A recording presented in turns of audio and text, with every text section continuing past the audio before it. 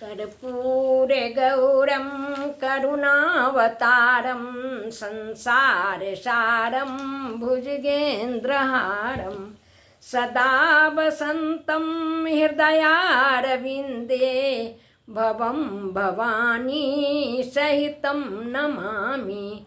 त्वमेव माता च पिता त्वमेव बन्धुश्च सखा त्वमेव विद्या द्रविणं त्वमेव सर्वं मम देवदेव। जनकसुता जगजननी जानकी अतिशय प्रिय करुणा निधानिकी। ताके जुगपद कमल मनाबं जासु कृपा निर्मल मति पाबं। मंगल भवनिया मंगलहारी दरबहु सुदशरथ अजिर बिहारी। श्री गुरु चरण सरोज रज निज मन मुकुर सुधारी। बरनौ रघुबर बिमल जसु जो दायक फलचार। श्यावर रामचंद्र की जय। आइए दो बार प्रभु के पावन नाम का हम लोग स्मरण कर लें। राम राजा की जय, सीता रानी की जय। राम राजा की जय, सीता रानी की जय। बोल मिथिला अयोध्या की जय जय जय। बोलो मिथिला अयोध्या की जय जय जय। राम राजा की जय, सीता रानी की जय। राम राजा की जय, सीता रानी की जय। बोलो मिथिला अयोध्या की जय जय जय। बोलो मिथिला अयोध्या की जय जय जय। श्यावर रामचंद्र की जय, वीर बजरंगबली की जय। उमापति महादेव की जय, हर हर महादेव। आइए हम लोग कथा को आगे बढ़ाते हुए आज श्रवण करें। पिछले दिनों जो पार्वती माता भगवान शंकर से प्रश्न पूछी थी, जिसमें मुख्य प्रश्न 8 थे, उसी प्रश्न की भूमिका में उत्तर देने के लिए शंकर जी अब तैयार हुए हैं। यूँ तो संपूर्ण रामचरितमानस ही उत्तर ही है शिव जी के द्वारा, किंतु अभी जो उत्तर देने के पहले सगुण और निर्गुण का जो किए हैं भेद, वो सब आज कुछ सुनने के लिए भगवान की जैसी प्रेरणा होगी वैसा हम लोग सुनने का प्रयास करेंगे। प्रश्न सुनकर शंकर जी तो बड़े प्रसन्न हुए हैं। क्यों? क्योंकि पार्वती माता जगत के हित के लिए प्रश्न किए हैं और सहजता से प्रश्न किए हैं। स्वाभाविक ही अपने अज्ञान को दूर करने के लिए, अज्ञानी तो है नहीं, हम लोगों को शिक्षा देने के लिए, जैसे बालक को प्रबोध देने के लिए माँ करती हैं, तो माँ हैं वो हम लोगों को शिक्षा देने के लिए, अज्ञान का नाश करने के लिए शंकर जी से प्रश्न पूछी हैं छल विहीन। इसलिए शंकर जी को अच्छा लगा, कहते हैं प्रश्न उमा के सहज सुहाई। छल विहीन सुनी शिव मन भाई। हरहि राम चरित सब आए। प्रेम पुलक लोचन जल छाए। पार्वती माता के सहज छल से रहित प्रश्न सुनकर शंकर जी बड़े प्रसन्न हुए और मन में भगवान की मूर्ति भी आई, ध्यान भी आया और शरीर गदगद हो गया, आँखों में प्रेमाश्रु छलक आए, शरीर रोमांचित हो गया। यूँ कहा गया है प्रश्न 4 प्रकार के होते हैं, उत्तम, मध्यम और निकृष्ट और अधम। कहे उत्तम प्रश्न हुआ है जो गुरुओं के समक्ष, ज्ञानियों के समक्ष अपने अज्ञान को दूर करने के लिए छल रहित होकर प्रश्न जो पूछा जाता है वह उत्तम प्रश्न है। मध्यम प्रश्न हुआ है कि वक्ता को लगे कि मैं भी जानता हूँ, कुछ ऐसा सोचकर प्रश्न किया जाए कि कुछ मैं जानता हूँ, देखूँ ये क्या कहते हैं, तो मध्यम हुआ। और निकृष्ट प्रश्न वो हुआ कि जिसमें कि लगे कि मैं ही बहुत जानता हूँ, आप कम जानते हैं, ये जताने का जहाँ प्रयास हो, निकृष्ट। अधम प्रश्न हुआ कि सत्संग में बाधा देने के लिए कुछ लोग आ जाते हैं और कुतर्क वाला प्रश्न पूछते हैं, वो अधम प्रश्न माना गया है। तो यहाँ तो प्रश्न सुनकर पार्वती माता के बहुत प्रसन्न हुए हैं शंकर जी, और कहते हैं कि श्री रघुनाथ रूप उड़याबा, परमानंद अमित सुख पावा। परमानंद की सुख की प्राप्ति हुई शंकर जी को, और भगवान के स्वरूप का भी ध्यान आ गया हृदय में।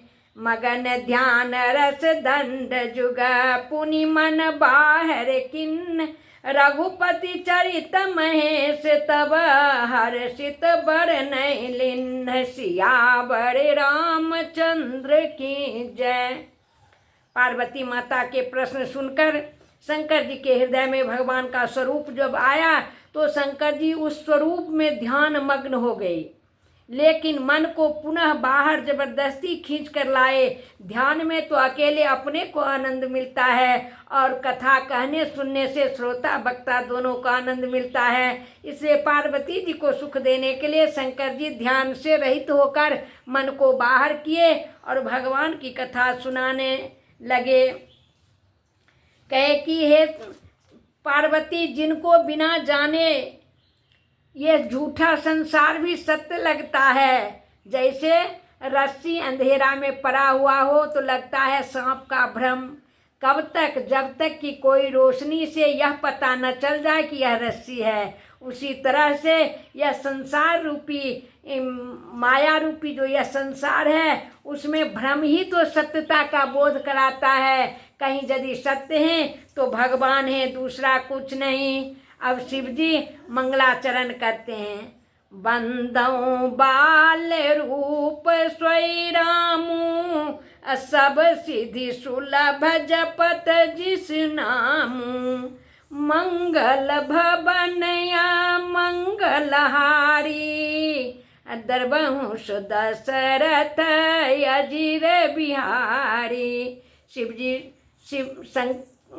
राम जी के बाल रूप का ध्यान करते हैं और मंगलाचरण में कहते हैं कि वह राम जी मंगल के जो भवन हैं और मंगलों के नाश करने वाले हैं, जो दशरथ जी के आंगन में विचरण करते हैं, वो श्री रामचंद्र जी मुझ पर गर्वित हों, ऐसा स्तुति करते हैं।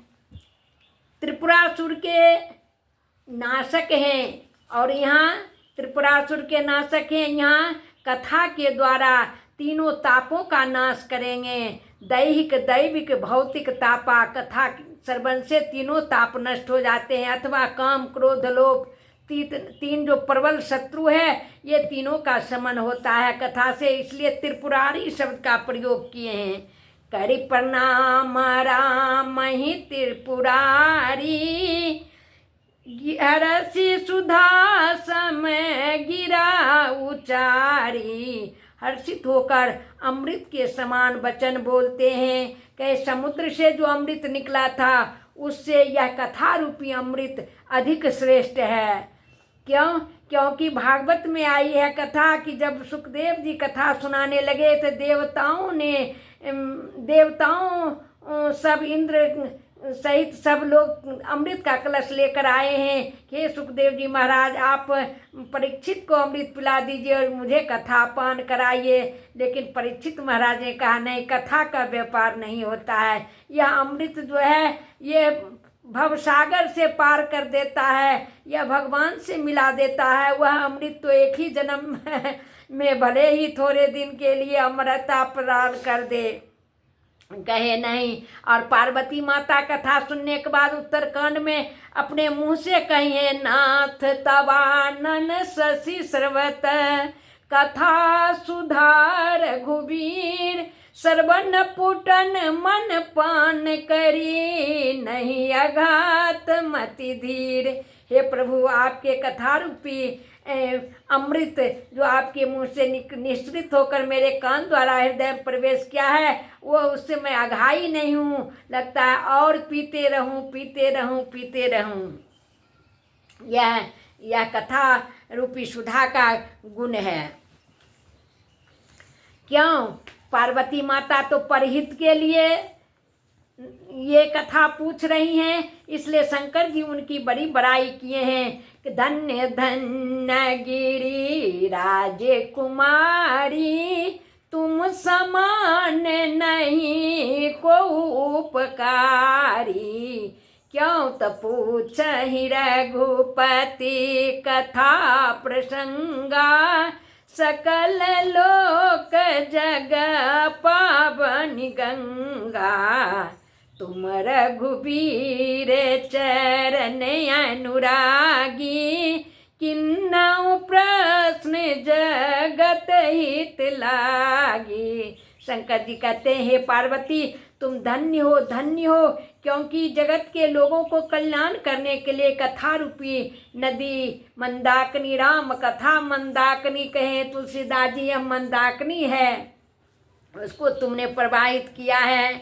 और तुम जगत के हितकारिणी हो, इसलिए क्योंकि शैलपुत्री हो। और कहा गया है कि व्यास जी से पूछा गया कि महाराज 18 पुराणों का सार कहिए, तो एक ही श्लोक में कहे, अष्टादश पुराणेषु व्यासस्य वचनं द्वयम्, परोपकाराय पुण्याय पापाय परपीडनम्। दूसरों को भलाई करने के समान कोई बड़ा पुण्य नहीं है। तो पार्वती माता भलाई क्या कर रही है? राम कथा पूछकर शंकर जी के मुंह से निश्रित जो राम कथा है, हम जीवों को, हम कलयुगी जीवों के उद्धार करने के लिए ये परोपकार का काम किए हैं। कहते हैं शंकर जी सर्टिफिकेट दे रहे पार्वती माता कह के, राम कृपा ते पार्वती सपने हूँ तो मन माही, शोक मोह संदेह भ्रम मम विचार कछु नाही। मेरे विचार से हे पार्वती, तुम्हें स्वप्न में भी शोक मोह कुछ नहीं है। तू जगत के कल्याण के लिए ऐसा मोह का नाटक की है।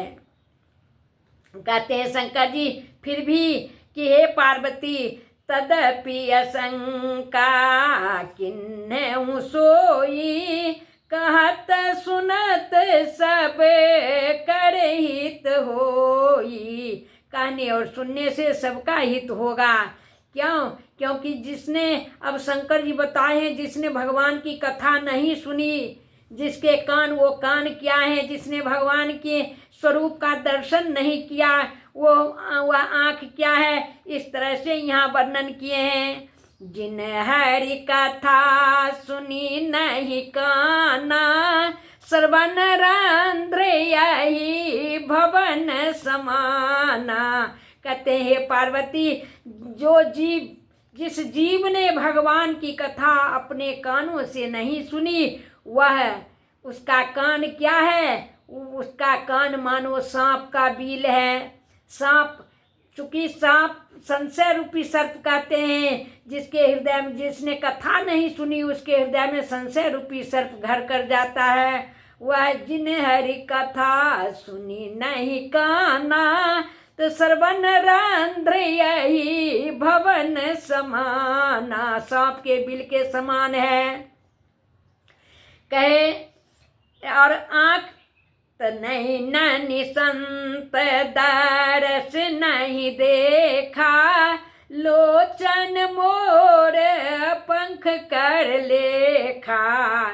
जिसने भगवान के स्वरूप का दर्शन नहीं किया अपनी आँखों से, उसकी आँखें मानो चित्रवत हैं, जैसे मोर के पंख में आँख का चित्र बना रहता है, उस तरह से।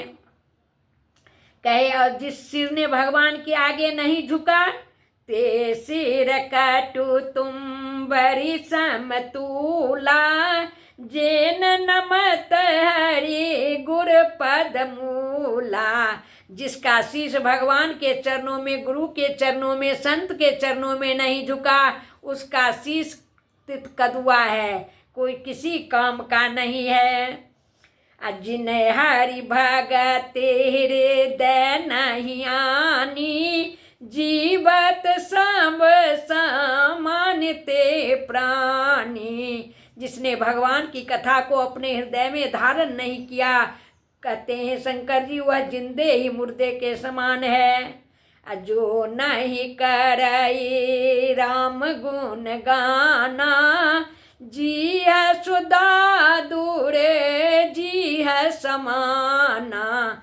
जिसने अपनी जिह्वा से भगवान की कथा का गुणानुवाद नहीं किया, मानो उसकी जिह्वा मेढक की जिह्वा के तरह टर टर टर बेकार की बातों में ही बीत जाती है।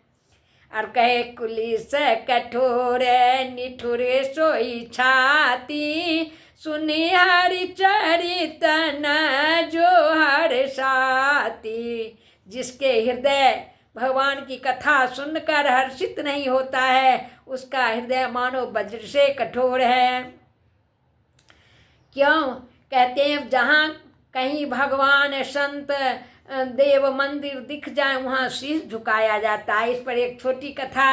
एक बार बीरबल अकबर के साथ जा रहे थे कहीं, तो देव मंदिर आया। आपको महाराज थोड़े देर हाथी को रुकवाइए, क्यों? मैं भगवान को प्रणाम करूँगा।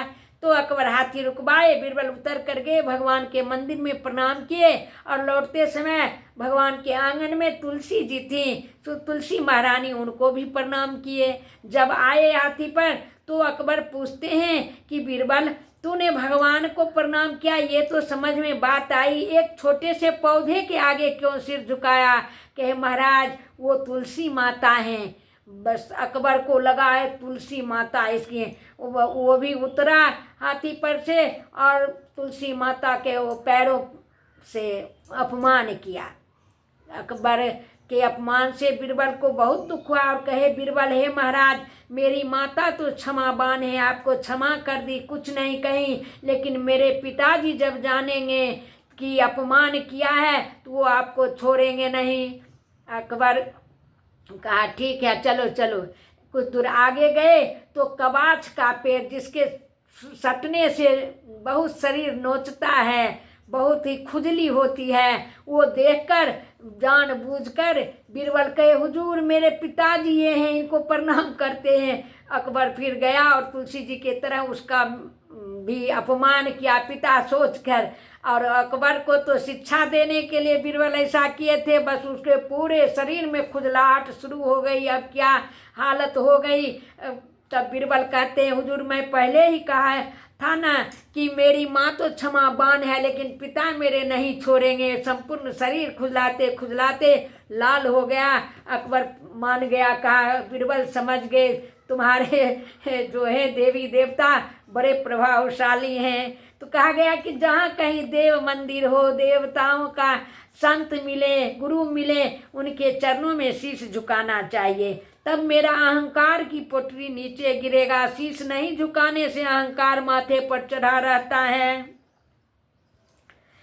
अब कहते हैं कि हे गिरजा सुनो, श्री रामचंद्र जी की लीला देवताओं का हित और दैत्यों को मोहित करने वाला है। राम कथा के अब महत्व का वर्णन करते हैं। भगवान का नाम, रूप, लीला और गान चारों का रामचरितमानस में समान रूप से महत्व दिया गया है।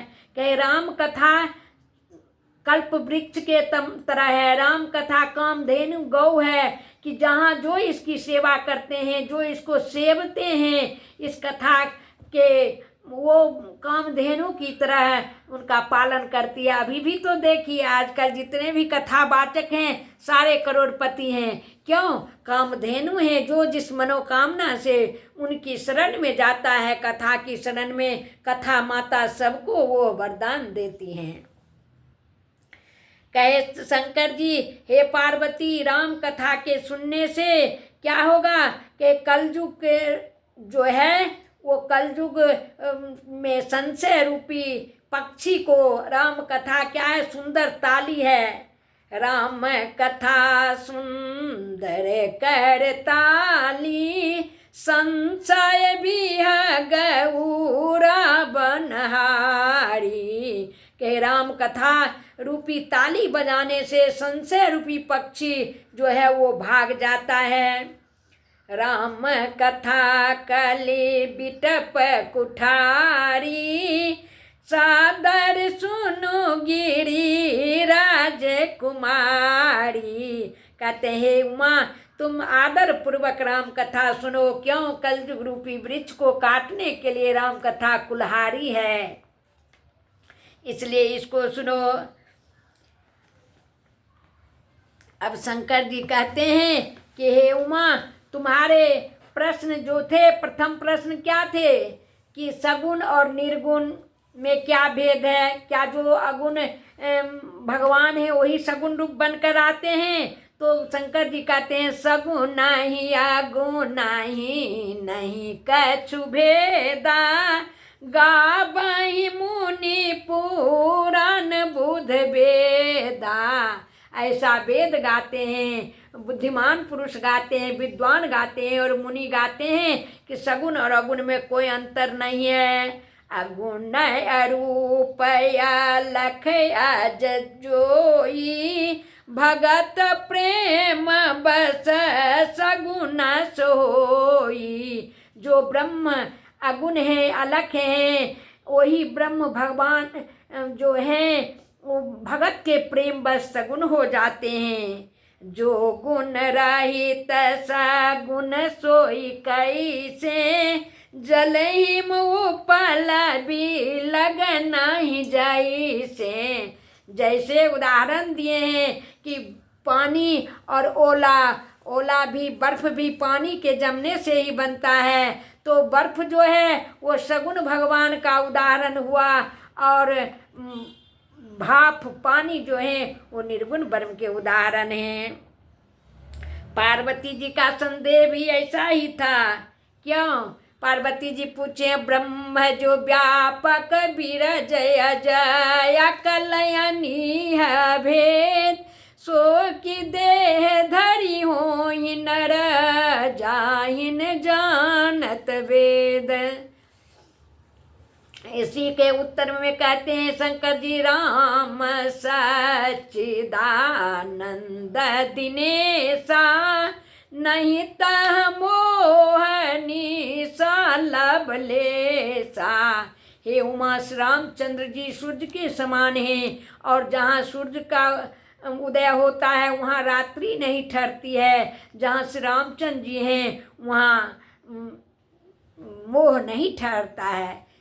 एक दोहा है, जहाँ राम तहाँ काम नहीं, जहाँ काम नहीं राम, तुलसी कबहू की रही सकहीं, रवि रजनी एक ठाम। एक जगह जैसे रात्रि और सूर्य नहीं रह सकते हैं, उसी तरह श्री रामचंद्र जी और मोह माया एक जगह नहीं रह सकता है। माया नहीं रहती है, भगवान सूर्य रूप है और माया रात्रि रूपी है, एक जगह नहीं रहती है। इसलिए बार बार शंकर जी कहते हैं भगवान श्री रामचंद्र जी कौन हैं? तो पुरुष प्रसिद्ध प्रकाश निधि, प्रगट पराबर नाथ, रघुकुल मणि मम स्वामी सोई, कही शिव नाय मात। हे पार्वती, हे उमा, यही वही रघुकुल के जो नाथ हैं श्री रामचंद्र जी दशरथ पुत्र जो हैं, वही पूर्ण ब्रह्म परमेश्वर हैं, वही मेरे हृदय में बसते हैं, वही मेरे इष्ट देव हैं। उनके ऊपर ही पार्वती माता शंका की थी। इसलिए बार बार शंकर जी पुष्ट करते हैं कि जो दशरथ नंदन श्री रामचंद्र जी हैं वही पूर्ण ब्रह्म परमेश्वर हैं, वही मेरे इष्ट देव हैं। कहे क्यों नहीं पता चलता है? तो कहे दो उदाहरण दिए, रजत सीप महु भास जिमी, जथा भानु कर बार, यद्यपि मृषाति हूँ काल सो, भ्रमण सकई कोटार। कहे दो उदाहरण गोस्वामी जी दिए हैं। एक तो सीपी में चांदी का भ्रम होना। कहे सीपी में जब सूर्य की किरणें पड़ती हैं तो लगता है चांदी चमक रहा है, लोग दौड़ कर जाता है, उठाता, अरे देखता है ये तो सीप है, फेंक देता है। और एक दूसरा उदाहरण दिए कि जब मरुभूमि में सूर्य की किरणें पड़ती हैं तो बालुका राशि पर वो तप्त बालुका राशि ऐसा लगता है मानो वहाँ जल का प्रवाह हो, और मृगा जो है वो दौड़ कर जाता है, प्यासा मृगा दौड़ते दौड़ते कहीं पानी मिलता नहीं है और दौड़ते दौड़ते मर जाता है। क्यों? पानी है नहीं, जल वहाँ है नहीं, जल का मिथ्या आरोप वहाँ झूठा भास रहा है कि वहाँ जल है, जल तो वहाँ था नहीं। तो ये दो उदाहरण, एक निर्गुण का और एक सगुण का, एक दूर का और एक नज़दीक का। रजत सीप नज़दीक का है, ये सगुण साकार ब्रह्म का। और सूर्य की किरणें जब बालुका राशि पर पड़ती हैं तो जल की तरह दिखता है, तो वो निर्गुण ब्रह्म का उदाहरण हुआ। कहते हैं जिसका आदि और अंत किसी ने नहीं पाया, वेदों ने बुद्धि से अनुमान करके कुछ इस प्रकार कहे। निर्गुण ब्रह्म का निरूपण यहाँ गोस्वामी जी करते हैं। कहा निर्गुण ब्रह्म कैसे हैं? तो बिनु पद चलाई सुनई बिनु काना, करे बिनु कर्म करई विधि नाना, आनन रहित सकल रस भोगी, बिनु बानी बकता बर जोगी। करे बिनु कर्म, बिनु पद चले। भगवान के पैर नहीं है लेकिन सब जगह जाते हैं। कैसे जाते हैं? द्रौपदी पुकारी क्षण में चले आए, गजेंद्र पुकारा क्षण में चले आए। भक्त जब आर्त होकर पुकारता है तो भगवान को देरी नहीं लगता है, वो दौड़कर निर्गुण ब्रह्म में के पैर नहीं है लेकिन वो सब जगह जाते हैं। हाथ नहीं है, सारा काम करते हैं भक्तों का। कर बिनु कर्म करई विधि नाना, आनन रहित सकल रस भोगी। हम लोग प्रसाद चढ़ाते हैं, उस प्रसाद में कितना स्वाद बढ़ जाता है, दिव्य अलौकिक स्वाद उसमें आ जाता है। जो भोग लगाया जाता है भगवान को, ये तो प्रत्यक्ष देखने में आता है। भगवान के मुंह नहीं है लेकिन वो पाते हैं प्रसाद। ये प्रसाद पाने पर पता चलता है कि भगवान जो प्रसाद पाए उसका दिव्य स्वाद हो जाता है। और तन बिनु परस नयन बिनु देखा, निर्गुण ब्रह्म के शरीर नहीं है लेकिन स्पर्श करते हैं, और आंखें नहीं है लेकिन सब कुछ देखते हैं। जीव जो भी करता है सब नोट करते रहते हैं, देखते रहते हैं। ग्रह घ्राण बिनु बास यसेखा, और जितना भी सुगंध है, जितने प्रकार का सुगंध लेते हैं, धूप दीप सबका सुगंध, फूलों के सुगंध भगवान लेते हैं। कहे अस सब भांति अलौकिक करनी, महिमा जासु जाई नहीं बरनी। हे उमा, निर्गुण ब्रह्म के अनेक अलौकिक कृत्य हैं। सगुण साकार का तो देखने में आता है लेकिन निर्गुण ब्रह्म के वेद भी वर्णन नहीं कर सकते हैं। हजार मुख वाले शेषानाग और सरस्वती भी नहीं वर्णन कर सकते हैं, इतने गुण हैं उनमें। कहे वही जो निर्गुण निराकार ब्रह्म है, जो वही भगत के प्रेम बस सगुण साकार बन के अयोध्या में अवतार लिए हैं। यही इमि गावई वेद बुध जाई धरई मुनि ध्यान, सोई दशरथ सुत भगत हित कौशलपति भगवान सियावर रामचंद्र की जय। हे उमा, वही निर्गुण निराकार ब्रह्म जो बिना पाँव के चलते हैं, बिना हाथ का काम करते हैं, बिना कान के सुनते हैं, बिना आँख के देखते हैं, बिना मुंह के खाते हैं, स्वाद लेते हैं, बिना नाक के सुगंध लेते हैं, वही ब्रह्म सगुण साकार रूप में दशरथ जी के यहाँ जन्म लिए हैं, जिनका वेदों ने, विद्वानों ने, मुनियों ने गान किया है।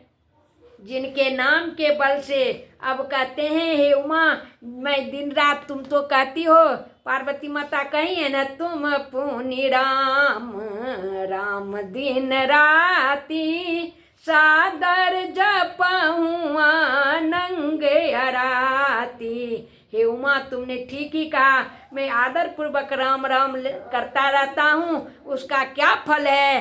तो यही फल है कि काशी में जो जीव मरने की अवस्था में आता है, उसके कान में राम मंत्र देकर मैं उस जीव को मुक्त कर देता हूँ। यह भगवान के नाम का महत्व। और फिर कहते हैं, विभसहु जासु नाम नर कहीं, जन्म अनेक रचित अघदहीं। कहते हे उमा, जबरदस्ती भी बिना मन के भी यदि कोई नाम लेता है तो अनेकों जन्म के रचित पाप उसके नष्ट हो जाते हैं। और यदि श्रद्धा पूर्वक नाम लिया जाए तो फिर क्या कहना, सादर सुमीरा न जे नर करही, भव बारी दे गो पदई बतारही। हे उमा, यदि आदर पूर्वक भगवान का नाम स्मरण किया जाए तो यह भवसागर जो है गौ के खुर के समान हो जाता है और वह पार हो जाता है। भगवान के नाम की महत्ता पुनः बतलाकर आगे भगवान शंकर पार्वती माता को कथा आगे सुनाएंगे। पुनः भगवान कृपा हुई फिर हम लोग दूसरे दिन सुनेंगे। श्यावर रामचंद्र की जय। 2 बार प्रभु का नाम। प्रभु का नाम ले लो सहारा मिलेगा, हरि का नाम ले लो किनारा मिलेगा, सहारा मिलेगा, सहारा मिलेगा, किनारा मिलेगा, किनारा मिलेगा। प्रभु का नाम ले लो सहारा मिलेगा, हरि का नाम ले लो किनारा मिलेगा। श्यावर रामचंद्र की जय। वीर बजरंगबली की जय। उमापति महादेव की जय। हर हर महादेव। मनसा वाचा कर्मणा कर्म शुभा शुभ जो सो सब सीताराम पद सकल समर्पण हो।